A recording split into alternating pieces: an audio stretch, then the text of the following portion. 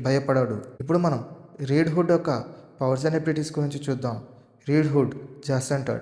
ఇతని దగ్గర peak human physicality ఉంది. బ్యాట్మ్యాన్ ట్రైనింగ్ వల్ల జాసన్ కూడా పీక్ హ్యూమన్ కండిషన్ లో ఉన్నాడు. ఇతను ఒక మాస్టర్ మార్షియల్ ఆర్టిస్ట్. బ్యాట్మ్యాన్ నుంచి ఇంకా లీగ్ ఆఫ్ అసాసిన్స్ నుంచి చాలా అడ్వాన్స్డ్ మార్షియల్ ఆర్ట్స్ ట్రైనింగ్ ని తీసుకున్నాడు. బ్యాట్మ్యాన్ ఫ్యామిలీలో బెస్ట్ ఫైటర్స్ లో ఇతను ఒకడు. ఇతను ఒక మాస్టర్ మార్క్స్ మ్యాన్. పనిషర్ లాగే జాసన్ కూడా గన్స్ తో చాలా అక్యురేట్. రియల్ పిస్టల్స్ వాడడంలో ఎక్స్పర్ట్. ఇతని టాక్టికల్ పవర్స్ గురించి చెప్పాలంటే బ్యాట్మ్యాన్ ట్రైనింగ్ వల్ల టాక్టికల్లీ చాలా స్ట్రాంగ్.